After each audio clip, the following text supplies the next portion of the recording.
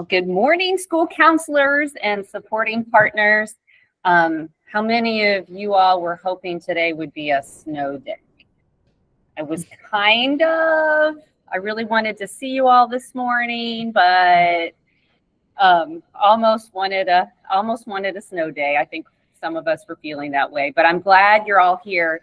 And I'm hoping today we're able to give you a little bit of information or support that you might be looking for, or maybe just a break where you can close your office door and just tell everybody you're offline and getting the support you need from your colleagues at today's Counselor Cafe. So welcome. And my supporting colleagues, Mallory and Christina, will be putting today's agenda in the chat that has the PowerPoint slides and all the links that we're going to be talking about today. Because there's a lot of material, but a lot of it is for you just to reference as and when you need it. Today's going to be a lot of hot topic conversation. So, and I'm hoping during some of the slides that you can chime in and add some of your resources to keep us growing and learning together. You all are the experts. So glad you're all here, and let's dive in and get started. So this is actually January. I know it's cold outside, but it's actually National Mentoring Month. And it's our reminder that we need to be really always consciously thinking about what students need to be connected. When we look at any of our data, whether you're looking at your school data or we're looking at the Ohio Yes data, we're looking at the reality of just more and more of our students, because of poverty, because of challenges, aren't as connected as they could be. And so it's just the continued reminder as we celebrate National Mentoring Month to really be thinking about and mapping out. And there's some tools that you have in the links in your agenda to really think about how you map out how connected some of your most at risk or the students you're most concerned about are or are not. So think about who's that best person in the school or the community who can build on their strengths and interests, and doing it in a real more positive, strength-based way is so important. It's core to, as I see and hear about challenges that we continue to have around students' behavior. This is like a core piece to helping to help them calm and regulate their brains and have the support they need to learn new skills, maybe social skills they didn't learn because of the pandemic. Maybe just really an important reminder. So if you haven't already, and today's a working meeting where as you get into your agenda, and you open those links. If you haven't already opened the link to mentorstark.org, I challenge you to do that as you're on today's meeting, and look at the community mentoring link. And there you're going to see links to the websites of the whole variety of mentoring programs that are available in our community. And it's just important that you're able to stay on top of those, so you'll be thinking about what students might find value or be connected to some of those programs out there, or think about what programs you can be supporting more intentionally within your buildings or district. If you happen to be a social media follower, follow them on Facebook and Instagram. Just look up Mentor Stark. Facebook and Instagram. Lori Mullane, the director of Mentor Stark, is continually putting updates of different programs and promoting the activities and the opportunities that they have on a regular basis. The other thing is she's going to be at the National Mentoring Conference next week, and she'll be providing updates and best practices on a continual basis. So that's just an important reminder to cue in to mentorstark.org if you haven't already. The other reminder, and this connects with what you're doing in your buildings as you're training more and more in PBIS, is that the two in-school evidence-based that PBIS trains in check in, check out, and check and connect. And so some of you might have been to some of the trainings that are offered through PBIS. Some of you haven't been, but I thought it was an opportunity to think about even the intentionality as you continue to think about setting up stronger systems to support your students that you're concerned about, that these two evidence-based programs, your PBIS trainers through SST9, Mallory or myself can support and provide you with the connections, can get you trainings in some of these models and think about how you more intentionally use your in-school staff. And it could be any staff, not the teachers that are already overwhelmed, but the variety of staff that could better connect and more intentionally connect with your students and be trained within a model to do that. And so if you don't mind, I'll show you Check and Connect. This one is more for middle school and high school.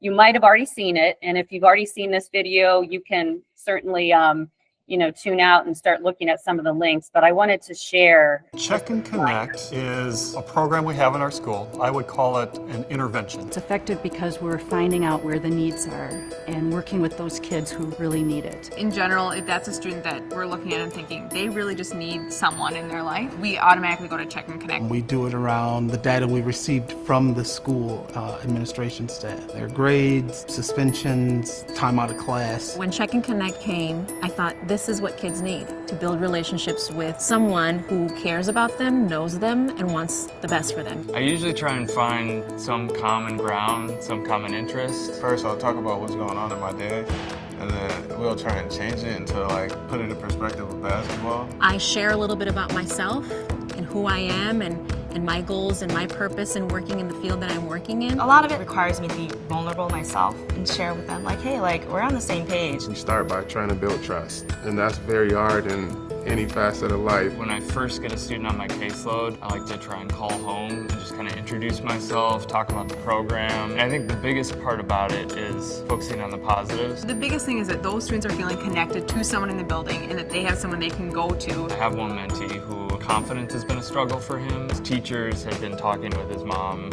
and meeting with her. She was starting to kind of get on his case, and he actually came to me and he was talking about how no one was focusing on the positives. So then I followed that up, talked to his mom, told her about all the things he was doing well. She was really happy to get that call and then relayed that message back to him. Before, I thought I couldn't cope with being in sport and school at the same time. Since I have a mentor, he puts me in how much time should I spend on sports and how much time should I spend on homework. So there's a student that I've gotten to know really well last year. He's had a really rocky relationship with school. He will show up to school and say, I give up, and I'm done, and I'm this isn't for me, and then he will leave. This is all I can do. I can't drag you to do anything. That's the roller coaster ride that you ride as a mentor. My mentee and I have a fantastic relationship. I see her multiple times every day. I never really reached out, and I was just this kid that was completely different from everybody else. It was hard for me to go through another day. She didn't always have that one person that she can always just go to and say, yep, this person is here and they still care, and no matter what I do, they're going to be here and we're going to work through it. It worked out pretty well because we've gone through the same situations. I love talking to her and seeing her every single day. When I work with these young men and I see them care for once in their lives and feel like someone is actually there and pushing them to want the success that they deserve, it's powerful for me. Everything about our school feels better when students feel engaged, and they're engaged when they feel like they're successful, when people care about them, and when they belong. So it has a benefit both for the students and their individual success, as well as for the school and our culture and our overall success in accomplishing our mission. You don't always see the success come right away, but after a month or 2 months or 3 months, you're checking their grades and you see, they retook a test. Their grade just went up 14%. And then went to go tell my mentee that, you're done with chemistry, now you passed these proficiencies. Her face lit up. Each one of these kids are so unique.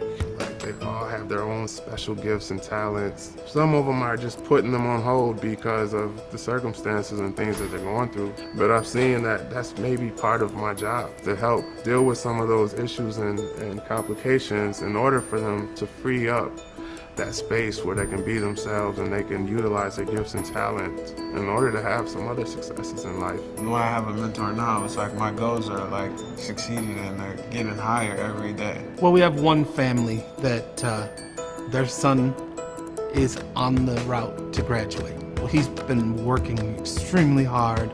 He's been pushing himself, and his mom and dad are so ecstatic, and they just cried, and they're like, "We can't believe it. We can't believe he made it." He sent me my invitation, and I told him, I said, "I'll be right there next to your mom and dad.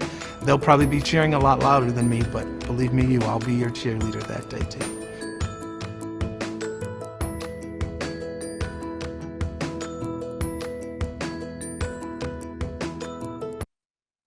Check and Connect is So I won't show you the check-in, check-out video in interest of time, but just know that those are both there for you. And again, if you want any support in learning more about them and implementing, reach out to Mallory or I, and we can connect you with partners that can help in thinking that through.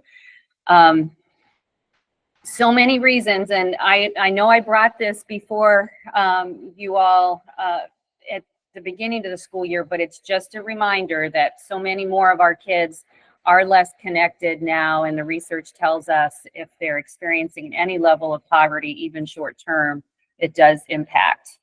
So we know how valuable that is. This was also the shared theme we brought to you at the beginning of the school year as well. And I thought it would be a good reminder with National Mentoring Month to just remind us to make sure every student is connected, and to know that even on your care team spreadsheets, you have the ability to really check in on those meetings in a very strength-based way, but really intentionally think about, are those students really intentionally connected? And if they're not, let's really think about some strategies both within the community and within the school that might help provide that basic support. Especially when we think about the workforce challenges today, even in our mental health field, sometimes we forget we can go back to those basics, and just having positive people and activities in their life can make a huge difference. So there's resources and tools within your agenda that you can look to, and just remind yourself to go back to those basics of making sure every student is connected. Can't say that enough. Mallory, would you like to say a few words? I sure would. Looking forward to the next Care Team Roundtable. Just a reminder that you can come to the ESC in person or meet us virtually from 8 to 9:30. And we are working with SST9 currently to bring you some strategies, some conversation around attendance. We all are dealing with a rise in chronic absenteeism. So we want to be here to support you and give you some different ways of attacking the issue. Thanks, Mallory. And I have to thank Jackie. I know Jackie's not able to be on today's call, but she reached out and connected me to Brady Brooks, Director of Clinical Outreach for Charlie Health. I had not heard about Charlie Health. I haven't used them personally in connecting any of the young people that I care about to their service, but I was intrigued and I wanted to learn more. But I also wanted to hear from the voices of a few of our school counselors to tell me what their experiences are with Charlie Health, knowing that we need to be always looking at, again, and at Mallory's recent Care Team Roundtable, we talked about right service, right time, but really thinking intentionally about what is the best service for each of our students and families. It may not be that school-based provider for a variety of reasons. It may not be, some of the people that are in offices because our students have trouble getting access and transportation. So we're hearing more and more about telehealth and access to virtual counseling. And I'm hearing a lot of young people actually find value in it. A lot of the young adults in my life have turned to virtual access to counseling. So I wanted to learn more. And so I look forward to this presentation. We'll let I'm going to stop sharing and I'm going to allow Brady Brooks to take the lead. All right. Good morning. Nice to meet everyone. Hopefully the roads are all right. I haven't had to go out yet. So my name is Brady Brooks. It is very nice to meet everyone. I want to thank Patty for having me on today. Sorry, I'm not too familiar with Google Meet, so I'm trying to figure out how to screen share. Oh, so if you got it. You found There it? we go. I found it. Can you guys see my screen? Hopefully? Yes. Yes. All right, perfect. All right. So, as Patty alluded to, I'm the director of outreach for Charlie Health. I'm local to Canton, so it's very nice to meet you all. I have been with the company for a little bit over 4 months now. That's why we're just now hearing about it out here. Our Cleveland rep previously was trying to cover Stark County, and she wasn't getting down here near enough. So that's why they brought me on. So introduction to Charlie Health. We are a 100% virtual intensive mental health program. So intensive outpatient mental health resource. We are really focusing on the youth mental health crisis. And I wanted to bring up some statistics because Patty had referenced, connection earlier, right? Getting individuals connected to treatment or, connected to the correct resources. And I think that's, meeting with school counselors. I hold you all near and dear to my heart because, that's something that I wish. I come from Cincinnati originally. That's where I'm from. I say Cincinnati, I'm about an hour and 15 minutes outside of Cincinnati. So I grew up in the sticks, and we didn't have many resources. So kind of the reason why I joined Charlie Health was in 2012, I lost a childhood friend to suicide. And, mom and dad worked 50, 60, sometimes 70 hours. His mom worked with my mom as a nurse at the hospital. And, mental health truly wasn't talked about. And, the flexible scheduling aspect wasn't there. So he felt that he couldn't speak up. I'm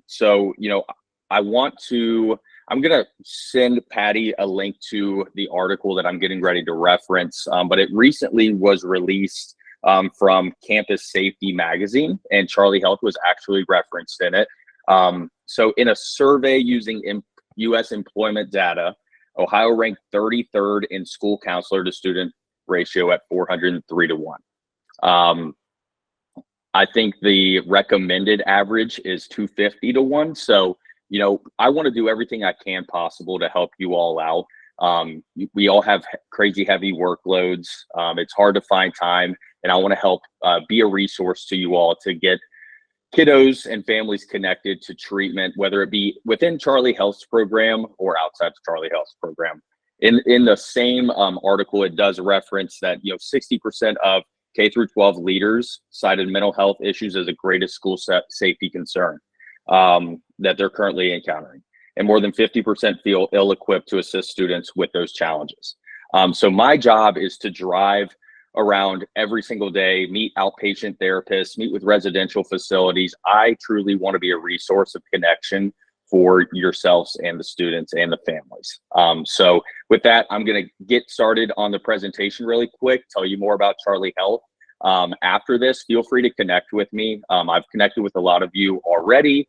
So I see some familiar faces, but I would love to connect with the rest of you after this. So feel free to reach out. So Charlie Health, connecting the world to life-saving mental health treatment. So I'm going to tell you a little bit more about our program. So our program, it is an intensive outpatient mental health program, 100% virtual. We're a national mental health care provider.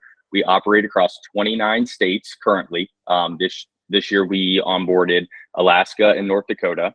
But when in saying that, we have clinicians that are located in all of those states. So what that allows us to do is we have a large population of clinicians to pull from. We're approximately around 200 right now that run groups for every single day. So really see a lot of the barriers that we commonly see are transportation, one, transportation being a privilege. And then number two is flexible scheduling. So with a lot of your brick and mortars, we're going to see, hey, we run groups on Monday, Wednesday, Fridays. At Charlie Health, we run groups Monday through Saturday.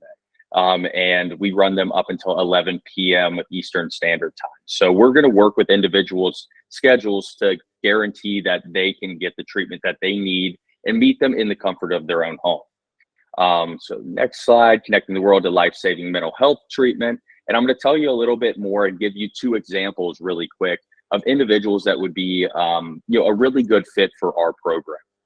So I want to introduce you to Nia really quick. Nia's mom recently caught her self-harming. Nia is 12 years old. She loves to sketch and go to art club.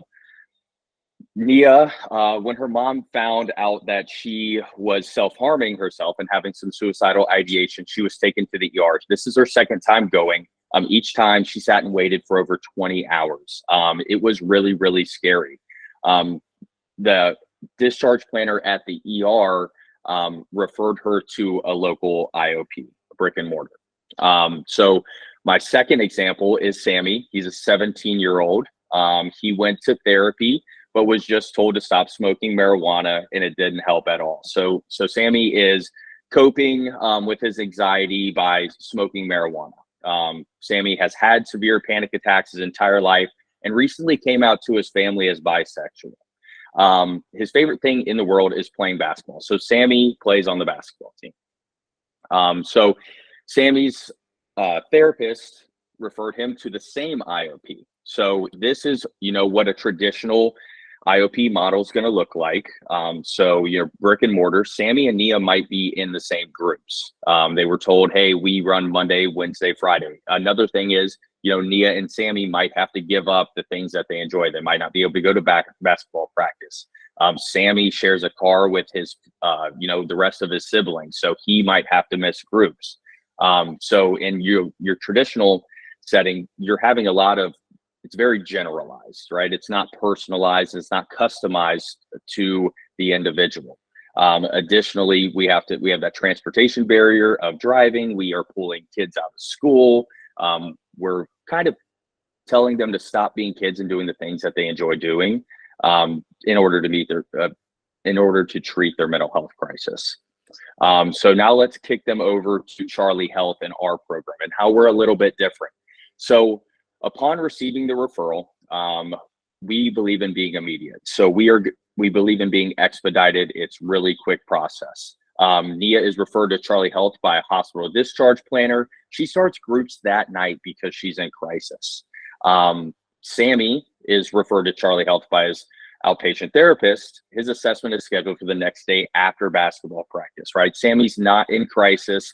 We're going to work with his schedule to see what best fits his time frame. In terms of insurance, so Nia, she has commercial insurance. Our verification of benefits team and our financial counselors are having conversations with Nia and with Nia's family in regards to any out-of-pocket minimal costs.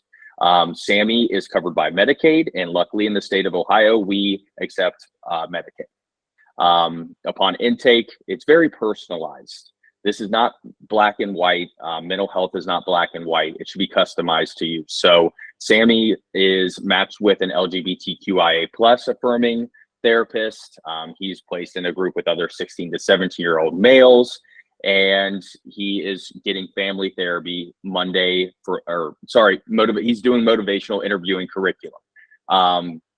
Nia is with a therapist who specializes in self-harm, placed with other 12 to 13-year-old girls, and is doing a DBT skills curriculum. The scheduling is very flexible. So there's some examples on the right you all can read in terms of what their schedule is going to look like. So our program is 9 to 11 hours a week. It breaks down into 3-hour group sessions every single week, 1 hour of individual therapy with one of our clinicians, and then 1 hour of family therapy for minors. So then, beyond that, their first session, it's accessible. So, Nia can log in her safe space. She joins her first group with a cat from her bedroom. I love that. I would love to do therapy with my dog next to me. Sammy no longer has to borrow the family car to drive to appointments, and he joins his first group sitting in his backyard, where he's comfortable. And this is kind of how we call it multivariate treatment mapping. So this is how we are curating groups. So we're basing it on, the primary variables of condition, age, modality. Like I said, it's not black and white. We aren't placing individuals that are 12-year-olds, 12 years of age and 17 years of age. We're finding individuals that are similar age, require the same modality of treatment, have similar conditions. And then additionally, we are really factoring in that lived life experience. So some very specialized programming that we give. We have neurodivergent specialty programming, LGBTQIA+, military family, BIPOC. Those are just some examples, but they are very specialized to that individual and their lived life experience. So we can really cultivate that connection, number one, and that Me Too factor. So they can look at individuals across the country, not just necessarily their demographic, and say, hey, I've been through that too. I'm not alone here. So in terms of our program, it's not just group therapy. Yes, there's a heavy emphasis on group therapy, but these are some of the things that we're doing to keep you all updated, and some of the additional wraparound services that we provide. So yes, we have the individual therapy, the group therapy. We do offer a 24/7 crisis line. If they are a member of our program, it is very similar to the 988 line. However, we come up with a safety plan with each individual that joins our program, and they can call that line and speak to a clinician anytime. I think it creates a lot of anonymity, and they know that emergency services aren't necessarily going to show up as soon as they call that line. We do offer psychiatry and medication. We do family therapy because we want a holistic approach. We want to, everyone to get better and give the clients a better way of coping for the rest of their life. Beyond that, we have a Charlie Cares team. Upon admittance to our program, we can get an ROI signed with you all, and we can give you updates on whatever cadence you would like. That's our Charlie Cares team. Then we have care coaches that work alongside the student or the individual while they're in our program. That's actually, the biggest thing is attendance, right? Attendance at a brick and mortar program is typically 65% across the board. Ours, I'll get to the results in a little bit, but it's 91% in 2023 was our attendance rate.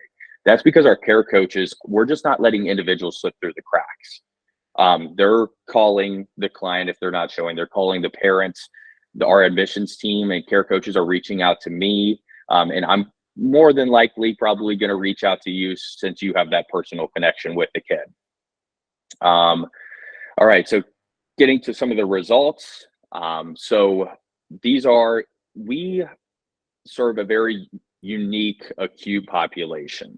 So these are some examples of the individuals that we have within our program. So 57% of patients had admitted to inpatient or residential treatment in their lifetime.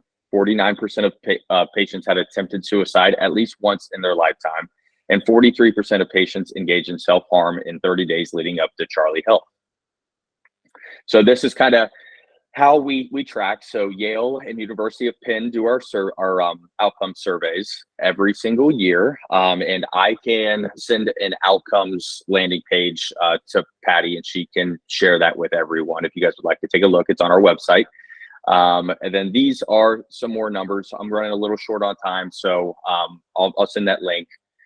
And then this is my favorite thing. So what we're trying to do is stop this revolving door of going to the ER, getting discharged, not getting the correct level of care upon step down, and just doing the cycle over and over again. So in 2023, only 3.3% of patients who completed treatment at Charlie Health admitted to inpatient or residential in 3 months post-discharge. That's what we're truly proud of. In comparison, across the industry, it's 20 to 30% of patients readmit. So we're trying to give evidence-based care that is personalized and that truly works, and making it accessible so people can actually show up. And here's some of the, patient and family satisfaction scores. And then where we went live in 2023 are the light blue areas. Where we're currently live is dark blue. And then, I love sharing testimonials. So Charlie Health helped me feel like I was not alone in this. That was from an 18-year-old alumni. So we love to get them connected and make them feel that they're not alone. Beyond that, you can visit, call, email. As I had stated previously, sorry, I need to get the screen pulled up, back up again. As I had stated previously, feel free to contact me anytime. I am always available to help you all with any students. Let me stop presenting. I'm always free to help any students, any families out. I'm happy to get calls from families. I would love to connect with each and every one of you after this call. Submitting a referral is very, very simple, and hopefully Emily can let you all know how easy it is after this. There's 4 different ways. There's a link that you can type 4 pieces of information in. We like to take that. I think a lot of times you hand someone a pamphlet and you say, hey, this is a good guy to talk to. Brady's a great resource. He'll be able to get you connected. And a lot of times it gets thrown on the table. So you can talk to the parents and email me and say, hey, Brady, here's the contact information. I'll type it into a link myself and I'll have our admissions team reach out. So we reach out within an hour to 2 hours and we get the process going from there. I think a big barrier that we've seen across the board is extensive wait list. So brick and mortar, Akron Children's, sometimes we'll get lucky, but most of the time it's going to be, a 6 to 8 week wait list. In our program, typical turnaround time is 48 hours. It's not going to take any longer than 48 hours to get them started in the first group. So, I wanted to share that. The only things that we will not take currently are actively in psychosis, because they have to be able to participate in group. We are dual diagnosis, but it's got to be mental health primary. In terms of eating disorders, we cannot take eating disorder primary. If it is co-occurring or secondary, we can take that. Then actively suicidal, we can take suicidal ideation. Unfortunately, we see that far too often, and it's something that we're truly working on ending, hopefully. So that is Charlie Health. Feel free to contact me. It's on, my information's on the slide. I would love to connect with all of you after this.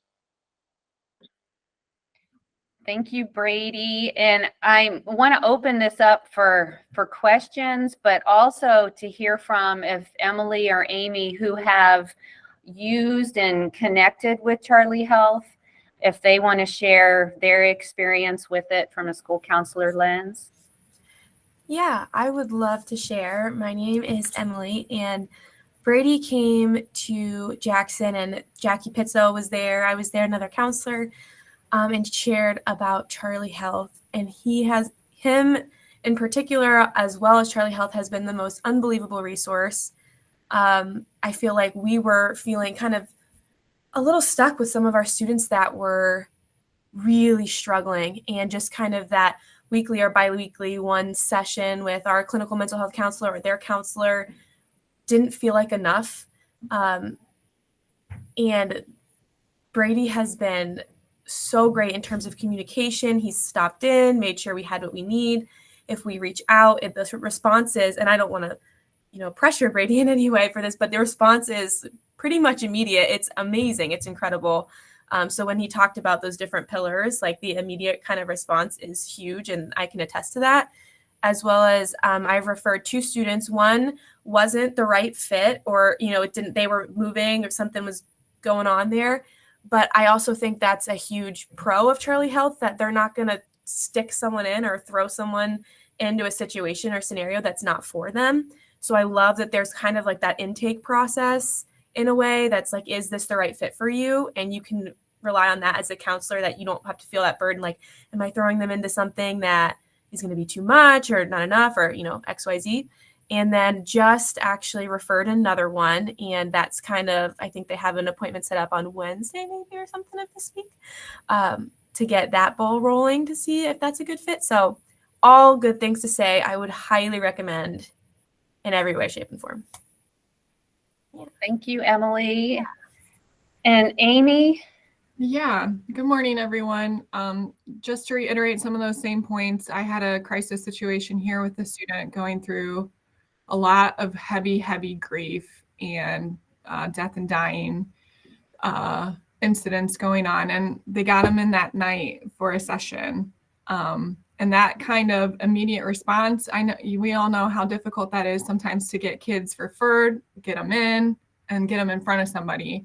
So the immediacy, the fact that they can do it from home, the fact that it's really comprehensive services, like broad services that touch on a variety of different counseling therapies and so on. And then that idea that they can connect with other people in their same age group from around the US, those all seem like really good pluses, like for them to connect with people in that way. So just another resource to have like in our back pockets when we're working with our families. Highly recommend it. Brady was great to work with. He helped walk my family through that initial intake process and getting everything filled out. So I definitely would recommend it. Thank you, Emily. Yeah, your input, Emily and Amy, is extremely important as we think about that. And I see Valerie has a question. What if parents are not willing to be engaged with family sessions? Brady? So that is a conversation that we will have to cross that bridge whenever we get there. If we want the student to get better, ultimately, we know that parents can sometimes be, it's the biggest factor, right? It's starting at the top.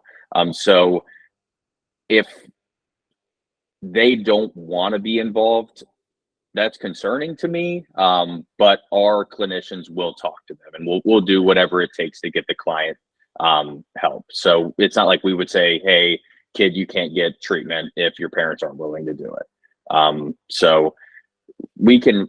It's very adjustable. It's not a must do. And I think I did forget to mention this. So our program is typical length of stay in our program is 8 to 12 weeks in our program. But it isn't, that's not a concrete number. So we can be a bridge between a residential facility. If they're on a wait list for a residential facility, students that are doing that, we can bridge the gap until they can get in there. Or, we're a really good, so what a person that's a really good fit for our IOP is a person that needs a little bit more than what you can give them. So a little bit more than once a week counseling. Or a step down from like a residential stay or ER visit. So I think education is everything, because you guys are probably saying like, hey, I don't know if this is a good fit. And also if you feel that you don't know, feel free to reach out to me.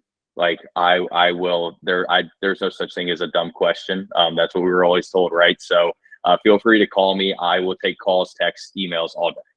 Don't worry about it. Thank you, Brady. Does anybody else have questions for Brady, Emily, or Amy around Charlie Health? Patty, this is Allison over at Alliance. And we actually had the pleasure of having a one-on-one with Brady yesterday, and he was fantastic. So after we talked with our counseling group, our only question, and I guess this would be to everybody, is just that initial referral. And so I don't know if Brady, sorry, because I had to jump on the call late, but when you're referring someone, you have to give the client's name and the birth date and the phone number. Does anybody have any experience with, did they get verbal permission from the parent to do that? Is there a form that you created? Is that something that maybe like the county will produce, since we're all trying to maybe go towards this? I'm just looking for, because we're bound by FERPA, I'm just looking for maybe some insight on that. The way I handled that with my family, they were in a crisis spot. So I was mentioning different resources. And as I mentioned them, I was explaining Charlie Health more. They were latching onto that. So I said, is it okay if I give your student's name, your phone number, Mom, to Brady, so that you can potentially have that connection if you need it during that referral process as you're filling everything out online? That's the way that I handled it. And she had no issues with that. So it was verbal. Mm-hmm. Mine was also verbal, if that helps. Thank you, guys. Allison, that was a great question. And just as this is something we're just learning about as a county, so it isn't really a county kind of referral, just to clarify that. I think this makes much more sense is as you're working individually with families and with students, is you walk them through the options. And if Charlie Health is something they want to learn more about, you gather that permission, however you gather it, verbally or in writing. But because of the interest and because of this presentation, I want to hear more as we go about your experiences utilizing Charlie Health, and then we can keep learning together and think about, is this something that what we need to continue to promote as an option for some of our students and families. Always thinking about right service, right time. The other thing I want to let you know, some of you had asked, you want more conversations with Akron Children's Hospital about what parents and families can expect through that process. We're still working to get, they've been so busy lately, we're still working to get them before us, but that's something that is still on our agenda. But just knowing that so many of our places have waiting lists, and the more we know about what the options are out there, the better. So any other questions for Brady about Charlie Health, or comments or experiences? Annie asked a great question. Since it's Ohio-wide, county of residence doesn't matter, correct? Correct. I love how you put Brady Health. That means I'm doing my job. Thank you, Annie. It's Charlie Health, but Brady is our contact. Yes, that's fine. That's not the first time that's happened. But yeah, so it doesn't matter where they live. We can see them. Additionally, I do want to let you know that we are connected with Ohio Rise. We work with Ohio Rise and their care coordinators as well. And then additionally, when we run that assessment and Emily said, hey, not a good fit for Charlie Health, we're not just saying, hey, you're not a good fit for Charlie Health. I'm getting them personally connected with someone that's either a higher level of care or lower level of care within the community. So I'm not saying just, hey, no Charlie Health. It's, hey, I want to make sure that you get help no matter where we go. Thank you. Any other questions? Brady, obviously this was a topic of interest for our counselors as they stayed involved and asked questions. So we appreciate you being here. And I'm sure we'll be in touch with more questions and more connections as we go. So thank you. We appreciate it. Fantastic. Thank you, Patty. Thank you all so much for having me. Have a great day. I'm looking forward to connecting with everyone in the near future. Great. Thanks, Brady. All right. Thank you, Jackie, Emily, and Amy for making that connection. We'll continue to learn more about them. I do want to, before we're going to highlight at 9 o'clock sources of strength, and actually have students and a school counselor present on some amazing things they have happened. But prior to that, I want to take some time, though you have plenty of links to reference, but these are hot topics that I'm hearing from you. You want more information about. And so I thought we'd at least give you some links to information, and in future meetings or future conversations, we can dive in with more detail. But I want to thank, and Amy Myers, you just keep coming up. But I want to thank you, Amy, because you put out that information gathering document on 504 management and what school counselors are doing and what schools are doing in that growing space. I know the number of 504s continues to grow in all our districts. It was so telling for us. So if you haven't looked at that, the link is on the PowerPoint slide and in the agenda. So telling the amount of work that school counselors are putting into that 504 management in many of our districts. So thank you, Amy. Any insight or thoughts that you want to share about what you saw from that information gathering, Amy or others? Good morning. Well, I'm about to head into the classroom and the bell's ringing. It's just interesting that so many people have a role in this depending on the district. It would be great to standardize it, but there's reasons you can't. You know, districts are all different sizes. So I was thankful that everybody filled it out. Thanks, Amy, for doing that. What I do know is that March 5th, our next Counselor Cafe, Terrell, our SST9 consultant who specializes in this area around FBA and behavior support plans and 504s, she is planning to present, but she wanted to make sure that you had access to materials in your free time that you can review and access in preparation for her presentation, or just so that you have information prior to March, since this is a real-time issue that you're all facing.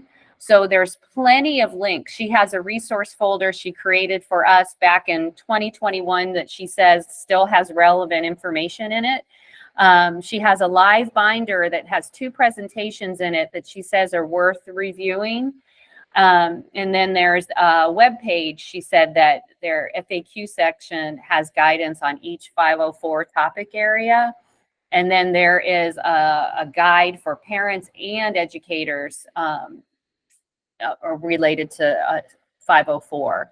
So wanted to make that all of those links available to you for referencing, and we just look forward to March 5th hearing more.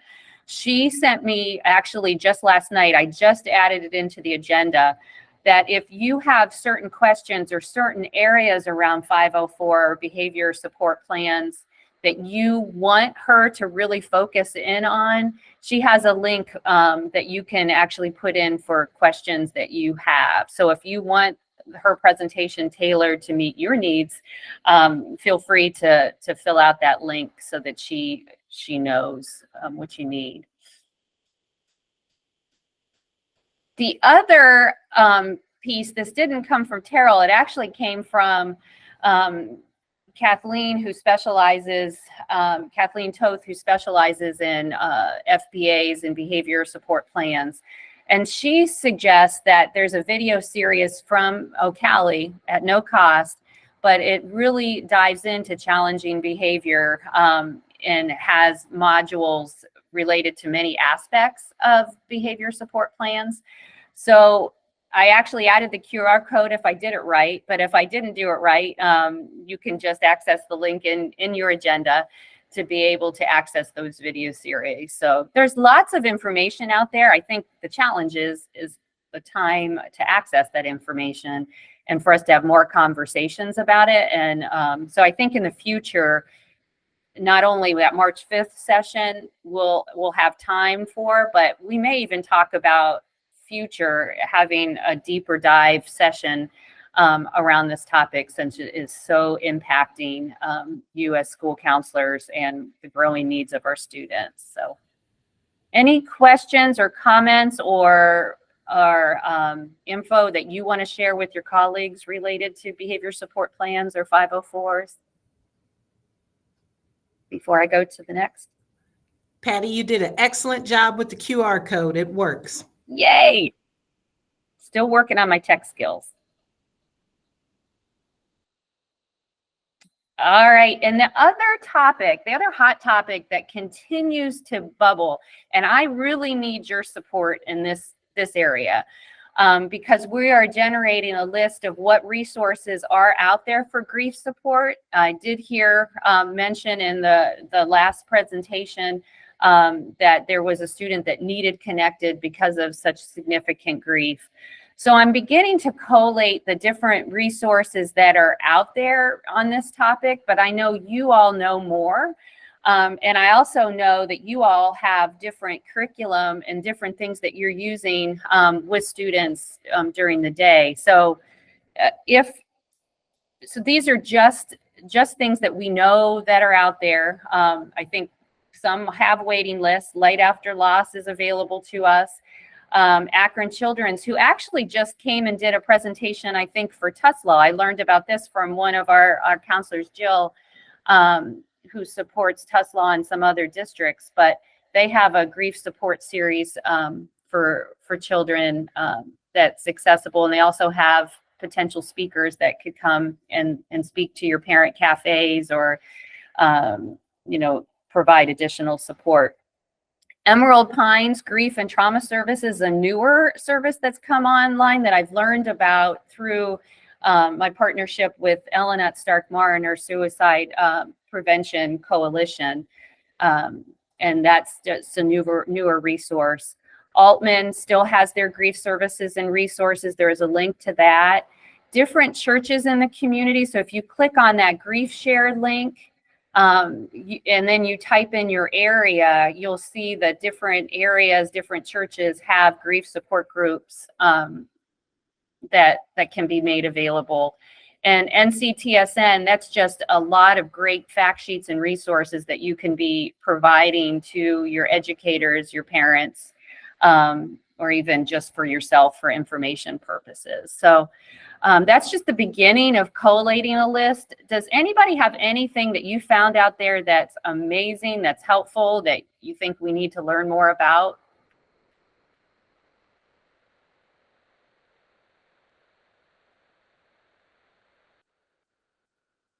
We'll keep informing each other as we go on this topic, because it is a growing area, sadly. Our students and our families are experiencing tremendous losses. So we'll keep growing in this area.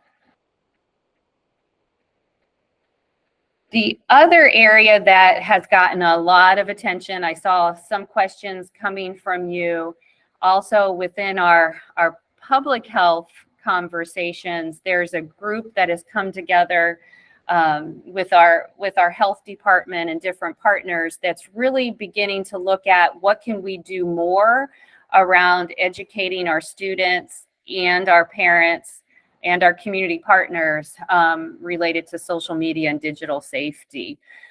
If you have interest in joining that committee that I partner with the Stark County Health Department, with Stark Mental Health and Addiction and Recovery, and a variety of other partners, feel free. We would love your voice, your ideas. If you've got models that you want to promote, there's funders that are at that table that are ready and listening and want to kind of hear about what can they fund or promote in this area.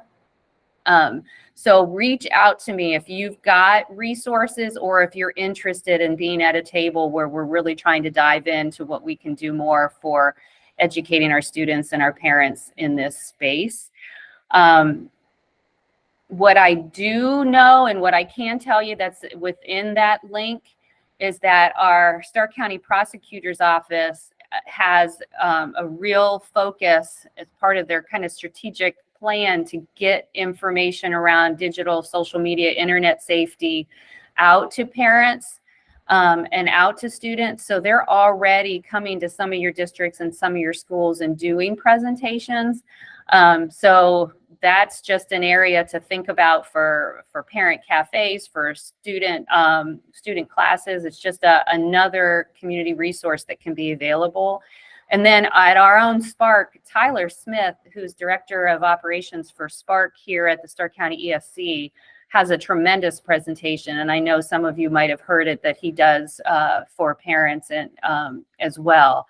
So there are resources and people to lean into. There's lots of curriculum that's growing out there in this space. But this is just the beginning of putting information out that you have at your fingertips. And the more we know, the more we can keep building on that literacy. So our students and our parents are using social media and internet in a much safer, kinder way. But I just want to remind you that this spreadsheet's available to you, and we try to add new information as it comes out related to whole child legislative requirements. And the most recent information that we added was Sarah Music from the Department of Education and Workforce did a presentation to our ILC meeting in January. And so that PDF of that presentation that gave updates related to Aaron's Law, Senate Bill 288, and House Bill 123 is available to you within that spreadsheet. And also a reminder that we do have a grant with Kent State University so that we have training for not only your educators, but the new coaches training that you need to have, that we can come on site at your school, or it could be provided virtually. But if you have a need for professional development in any of those areas, QPR, youth mental health first aid, AID is a new approved for coaches, mental health training, and more, reach out to me. And we also continue to partner with our Mental Health and Recovery Board in their training access. Elena's great in that area with their Suicide Prevention Coalition as well. So just know, just keep looking at that spreadsheet or reach out to me if you're looking for information related to your legislative requirements. Without further ado, this is actually the best part of today. I want to welcome Melissa from Plain Local. I have to say that this picture, and if anybody can find Melissa in that picture, but this picture came out on a day that I needed it the most. Many of us needed it the most. It was actually while they were at the board conference just a few months ago when we had that tremendous bus accident loss in one of our neighboring districts. And so this came to my Facebook feed, and it was a reminder that there are still amazing things happen and sources of strength that comes from our district. So sources of strength just happens to be one of the evidence-based models that also is promoted by our Department of Education and Workforce, and our Ohio Mental Health and Addiction Services, and Elena, our Starkmar partner, for being an upstream model and really empowering our young people to be leaders and promoting resiliency and sources of strength. So I can't say enough about it, but I will stop talking. So Melissa and the peer leaders can take the stage. All right, good morning, everybody. So I have behind me just a small number of our peer leaders at Glen Oak High School. We started this program in the spring of 2021, and it sounds like Patty's let me know that there's been a little bit of some questions and curiosity about our program, and so we are so thrilled to be here. And I'm not going to talk much. I'm going to let the peer leaders take the show because this is truly a peer-led program. So just a little bit, though, before they introduce themselves about the program. Sources of Strength, as Patty said, is a very evidence-based, very radically strength-based suicide prevention and program. And really, I like to also call it a wellness model, because we're focusing on, instead of focusing on a deficit where things are wrong, we're focusing on normalizing that we all have big emotions. And how do we pull in and lean in on our strengths? What makes us stronger during those times? And so we have a wonderful, wonderful group of peer leaders at Glen Oak High School. We have currently 91 peer leaders, and that we hope to grow that even a little bit bigger for next year. I think the most important thing to recognize and think about if you're wanting to implement this program in your own building is you really need to be very creative about how you nominate students, because our peer leaders are really and truly a mini version of our bigger school. And what I mean by that is we have students from every demographic and every social group. So they all come together in this beautiful way and really promote strength and hope and unity in our building. Okay, so without further ado, I'm just going to kind of switch to the side here, and our peer leaders can introduce themselves, and we're going to tell you a little bit about our program. Hi, I'm Danielle, and I'm in 10th grade. Hello, I'm Maddie, and I'm also in 10th grade. Hello, I'm Cadence, and I'm a freshman. Hi, guys. I'm Amila, and I'm a senior. Hi, I'm Nevaeh, and I'm a 10th grader. All right, so our Sources of Strength meetings is really kind of the hub of what the program is. We meet as a full group and plan what we call campaigns, which are school-wide initiatives to bring hope, help, and strength to our building, okay? So in our meetings, there's always three parts. One part fun, which I'm gonna ask in just a moment just to prepare you all after we kind of go through this presentation that's going to be quite short. We're gonna ask you to turn your camera on and we're gonna play a game, because it's one part fun, which is always starting with a game, 1 part planning and 1 part sharing. The planning piece is really our students. Again, it's very student led. They are working together very collaboratively to figure out how can we come together as a peer leader team and really represent a wonderful campaign to spread that message of hope, help, and strength to the building. Okay, and then we'll share that out. So it's 1 part fun, 1 part planning, and 1 part sharing. Okay, and I'm going to let Danielle tell you a little bit about, from her perspective, what is Sources of Strength for Glen Oak High School? Yeah, so Sources of Strength is like a program in our school that does many campaigns to like promote mental health, along with like promoting people's sources of strengths. It helps like students in our school to recognize their sources of strengths that they have in life, whether it's like mental health or physical health or just mentors that they have in their life. So we do campaigns throughout the year to like promote that mental health, wellness, and along with just like generosity of being able to be positive within the school. Awesome, thank you. All right, Patty, if you want to go to our next slide. So this was our very first initiative that we did after our peer leaders were trained.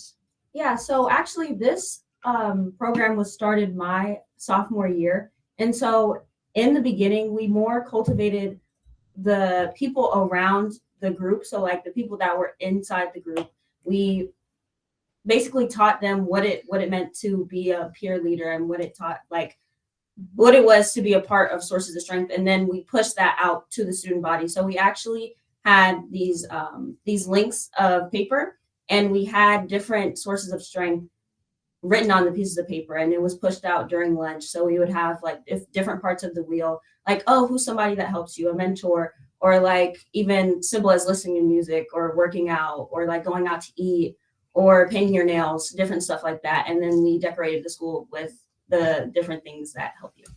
Awesome, thank you. All right, Patty, next slide. All right, anybody who wants to talk about our What Helps Me campaign?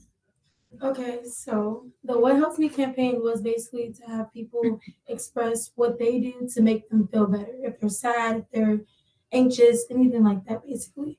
So this one basically works on like, what is it called?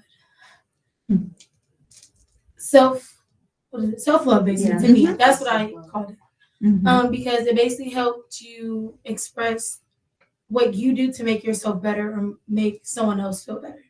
Awesome. Great job. Thank you. All right, next slide. Okay, anybody want to talk about our thankfulness, Joe? So basically for the thankfulness campaign we did, we got these little leaves and we passed them out to all the students, and they wrote what they were thankful for, something like that they are like grateful for in their everyday life. And we put it on the wall in one of our main halls and made a big tree out of it. And so when you walk by, you can see all the different things people were thankful of. And it's kind of fun trying to spot your own sometimes. There's like 2,000 kids in the school. Yeah, awesome. Thank you. All right, next slide. All right, anybody want to talk about Trusted Adult?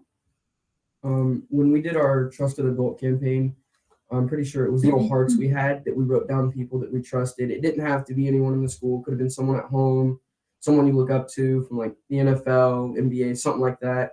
It was just someone you looked up to, you thought was a good role model, and you wanted to be kind of like them when you got older. Yes, awesome. And we also,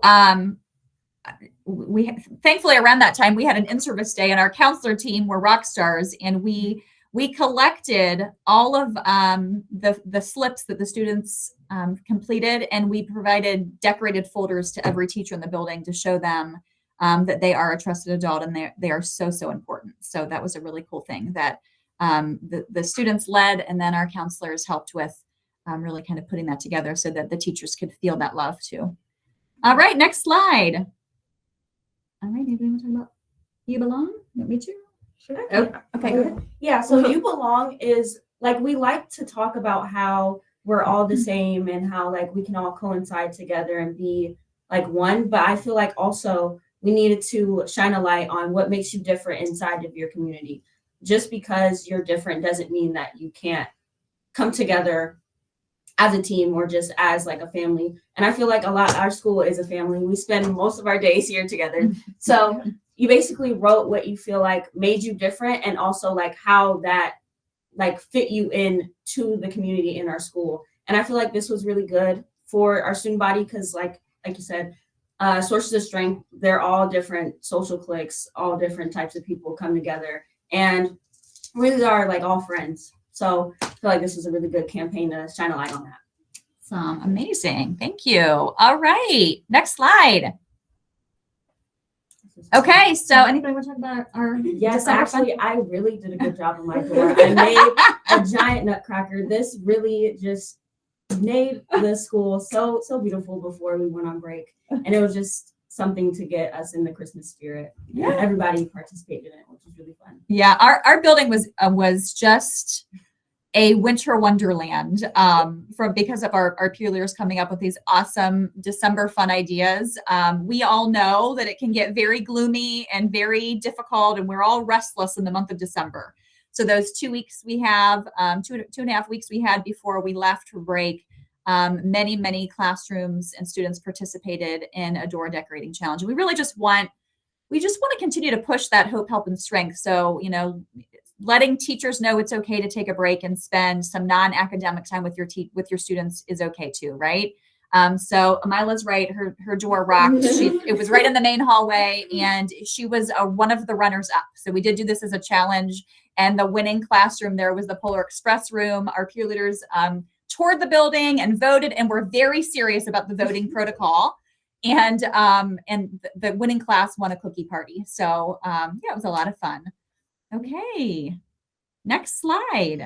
So we are going to move on to a game, and then at the end of our game, if there's any questions, our students or myself, we're happy to answer those questions. So this game is called Copycat Commotion. So if you don't mind, we would love it if you would turn your camera on, because the game is going to require to see your face. Right? And so one thing about Sources of Strength is when I did the initial training, which is actually a 5-day training, it was all virtual, and they are such skilled trainers when it comes to all that is interactive and online. So this is going to be a fun interactive game, hopefully for all of us. So I usually run the game, and all of the adults as well always participate with our students, because we want everybody to have fun, right? That's really important to normalize that. So this game is called Copycat Commotion. They're already getting restless. They are ready to go. They're so used to these games.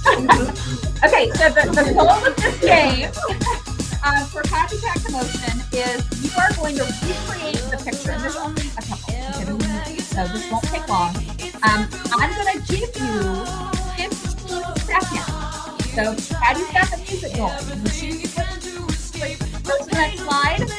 You're going to have 15 seconds to find anything around you in your office space to recreate the Lion King. Ready, set, go.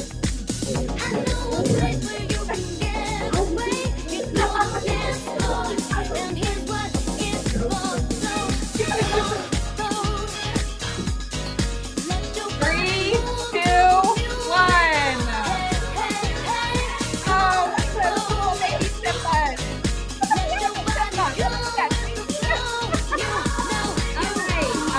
There's no winners, so usually I would say let's screenshot it and kind of winner, but we're all winners this morning. Okay. All right, Patty, are we ready for the next one, guys? Okay, go.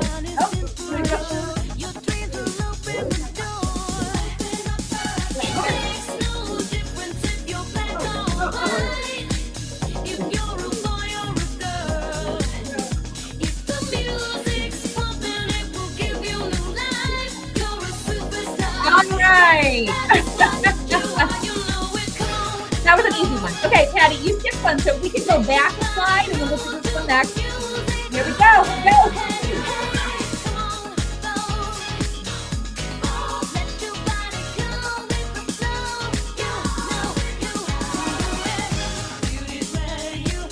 All right, 1 second. I love it. Okay, I think this next one's our last one.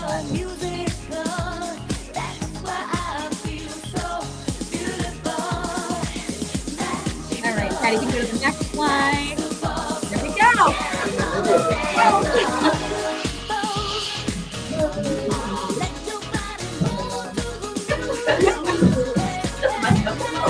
My office space is like a hoarder's paradise. They're in heaven with all these things designed. All right. Awesome. Thank you, everybody, for participating. A little bit of fun to hopefully brighten your day.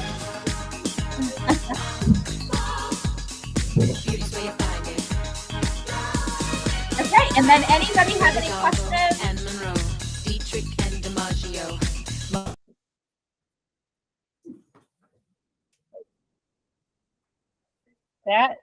That was amazing. What I'm trying to do is stop the music from playing, but I'm kind of liking the music in the background that you have on the PowerPoint slides.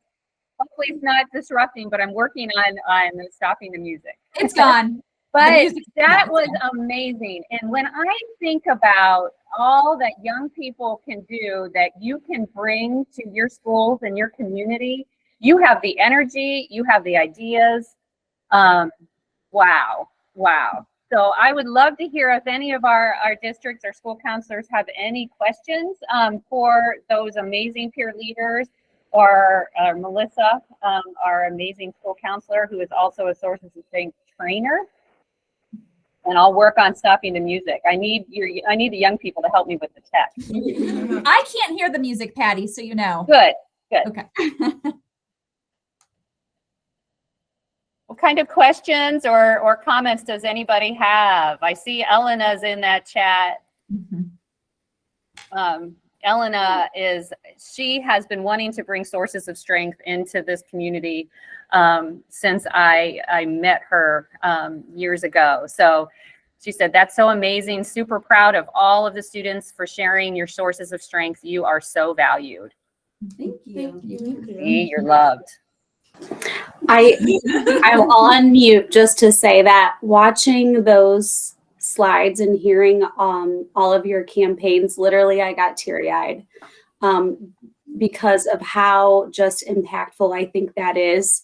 And to hear how many peer mentors or leaders that you have, I was just blown away. So congratulations and super, super, super proud. I know I could get teary-eyed too with these lovely human beings. They are the light of my life here at school, and they are so amazing and do such an amazing job. And I really truly think that, and I think our administration would agree, that this program has really lightened heaviness that I think we've all felt. We had a really rough time with the suicide contagion, and a handful of years ago, I think it was 2018, and then COVID, and there's just been so many things that have really caused heaviness in schools, and the student-led program has just been amazing to bring back hope, health, and strength. So proud of them. Well, kudos to those Eagles that presented today, and you, Melissa. I must say I'm a proud mom of 2 Glen Oak alum, and there's one more there now participating. So warms my heart that you guys are implementing this program so well. I'm sure it's changing the culture over there. Mallory, just to echo that, and when I was listening to Melissa, it reminded me of some conversations that Melissa and I had talked about. Just not only it is student led, but how it impacts the culture of the building, and that includes the adults. Just seeing the strength. So I'm like, this isn't just a youth led initiative. It's a culture shift change that impacts. Talk about wellness even for adults, and we all know that is a concern and something that we all need to work on. So changing the mindset, just amazing. Absolutely. So many of the visuals that they have created and that they shared today, again, I'm sure it helps other students, but we all know our staff is feeling that heaviness also. So I'm sure it brought a lot of smiles to people's faces and a lot of ahas as far as the trusted adults and different aspects. Yeah, we really want to take care of our staff. So another initiative in December, we received a grant this year. So another initiative is we did coffee stations in all of our workrooms for our teachers, just for some yummy creamers and syrups and things. And we were really wrapping our staff into this model because it's important for all of us to really feel that hope, health, and strength. And it's working. The kids are doing a great job. Patty, there was a question in the chat about if the program's available for elementary. There is an elementary program available, yeah. And there's an elementary, a middle, and then a high secondary level. So I don't have the logistics about that because we're at the high school here, but it looks pretty cool. And if you go to sourcesofstrength.org, it's a wealth of information they can share. You can, I'm sure, read about the elementary program. Yeah, and it all supports your House Bill 123 when the students have to have that suicide prevention curriculum. So it is at that elementary school, middle school, and high school level.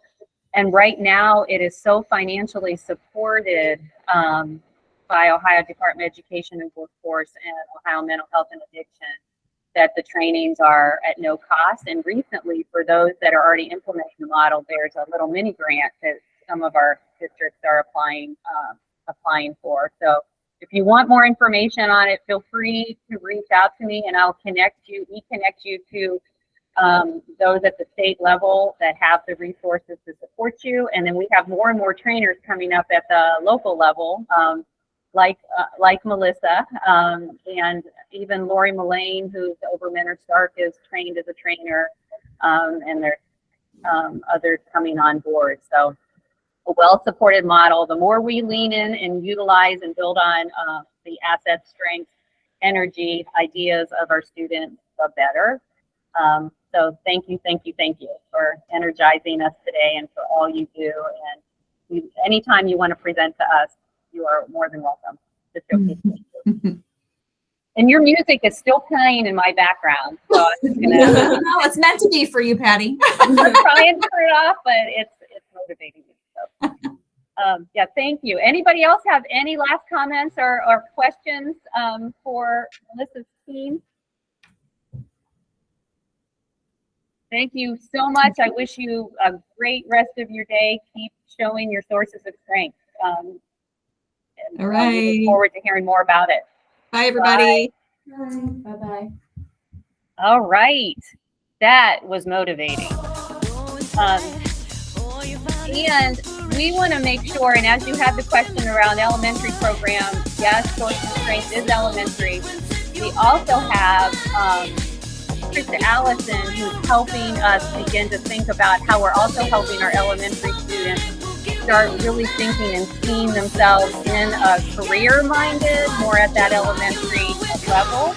So without further ado, and if you hear my music in the background, I apologize, but Krista, if you'd like to share what you are working to build for our elementary school counselors. Good morning, everybody. I thought this was my walk-in music. I just felt like I was at the Academy Awards. Start it, girl. Go ahead. Like, okay, do I need to do a move? I'm gonna pose, you know. I need to vote. I really like the music, so this is great. So, Patty, I'll let you, if you want to, I'll let you kind of tune it down and no stress there. But yeah, I really like the music, so. Yes. You got it? Now, what do you need from me, Krista? It's probably hidden. Your music is still playing. And somehow, I'm going to talk over it a little bit, but somehow it's still going. There. Oh, yeah, it went off now. There we go. But you're muted. I'll shut off the presentation and we'll have a conversation. They have your links and they have your information. So go ahead and share what you have to offer for them. Okay. Well, good morning, everyone. Thank you for the introduction with music. What a great way to get this day started. Some of you I have had the pleasure of working with, so it's good to see you virtually. And some of you are new to me, so I just would say thank you for allowing me to come and present today. My name is Krista Allison, and I work for the Stark County Educational Service Center, so I have an opportunity to see both Patty and Mallory on a sometimes regular basis when I'm there. But I also help support State Support Team Region 9, which serves Stark, Wayne, and Holmes County, as well as Stark Education Partnership, So I don't know if you're familiar with Stark Education Partnership, but we focus on everything from before birth with a specific focus on career connected learning. Patty has shared with you the link of just the conversation today, and I do want to thank some colleagues, Taylor and Rael, because they basically talked with me prior to this meeting, because this particular conversation, believe it or not, is focused on our elementary school counselors, but it affects our middle and our high school counselors as well and your teams. And part of our work with Stark Education Partnership is focusing on career connected learning and supporting vulnerable youth. And one of the things that we're doing is really helping to create a niche because we know that students are graduating from their first career, which is school, and they're moving on to their second career, or they're not necessarily sure how they need to move with their second career. So we've been working with several schools within Stark County to focus on what's called a interest-based test called U-Science. How many are familiar with U-Science? YOUSCINCE.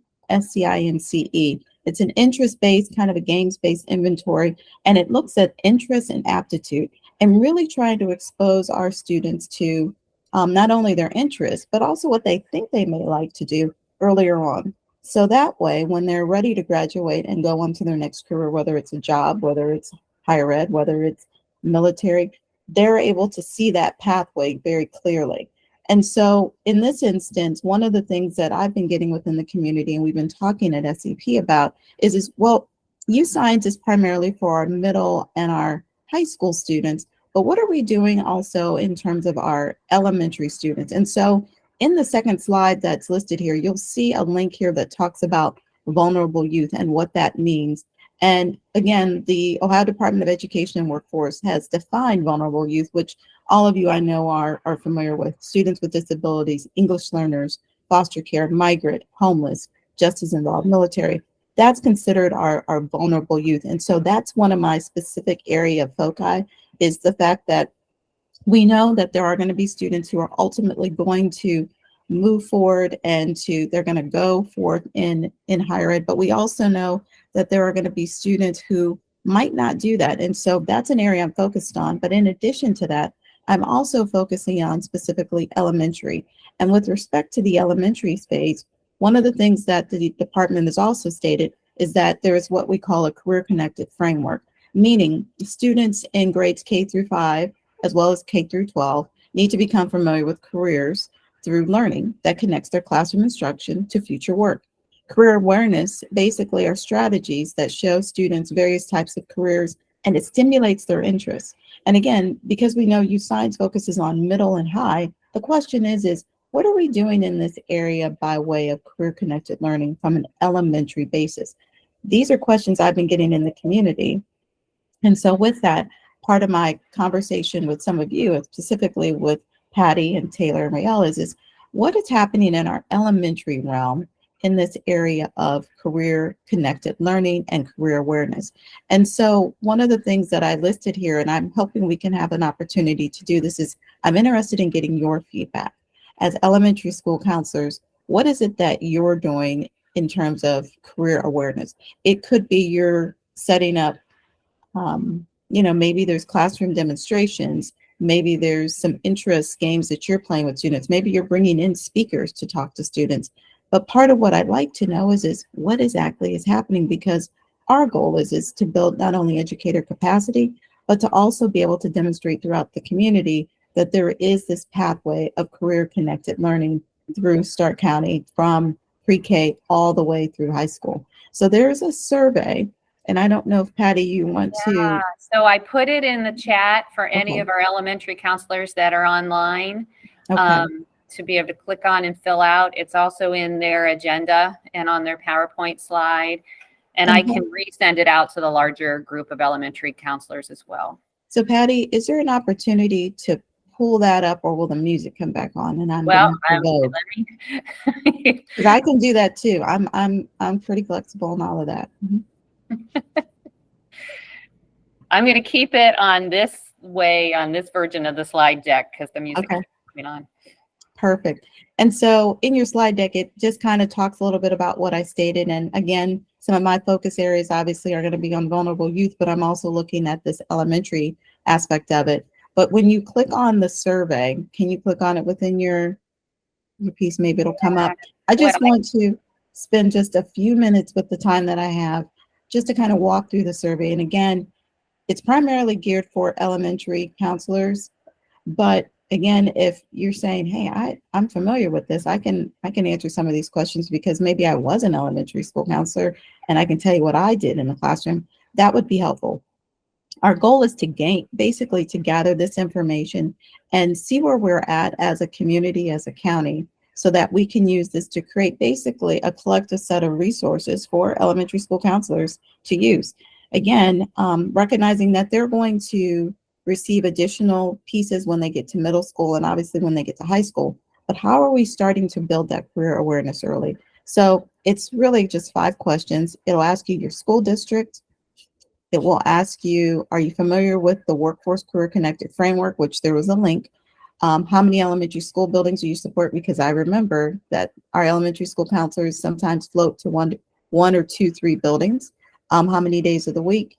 And then do you have a lesson plan strand on career awareness? Maybe you do. Maybe there's something you already implement. And if so, what is that? Is there a particular curriculum? Is there a particular lesson? Are there particular resources or websites that you go to?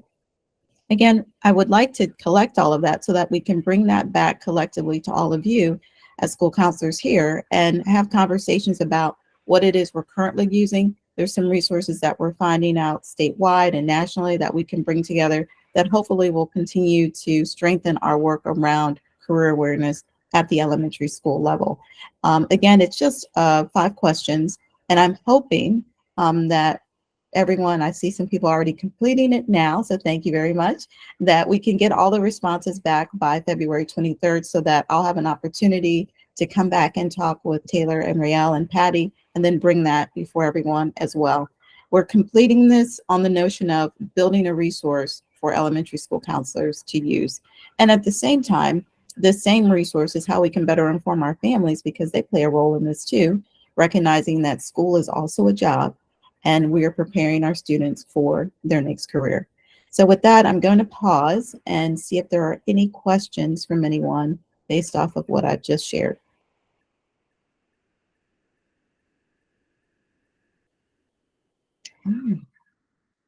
This is awesome. There are no questions. This is. Well, Krista, I will say, I don't have a question, but that is something that elementary counselors have been struggling with. So seeing if you can come up with something that would be great for us, because I think we do things, but it's different in each building, and there are things that we put together ourselves. So Yeah. Thank you, April. Congratulations, April, too, on your award. Thank you. Congratulations, April. Thank you. She was honored last week, so yeah. And can you tell me more? What were you honored for, April? I don't know. Well, April, I have it here. I have it right here. I'm just going to pull it out. I will read it to everyone. She's being modest. She is. April received, and this was during the 49th annual Martin Luther King Jr. Community Celebration, sponsored by the Leela Green Alliance of Black School Educators. She was the 2024 honoree for community education. So she received the Community Education Award. So a round of applause. Or I cannot. She is shy. So I'm giving you a round of applause there. Well deserved, April. Well deserved. Thank you. I'm glad, Krista, you were able to mention that and bring that up because April obviously did share that with all of us. Well, sometimes you just have to do just a little.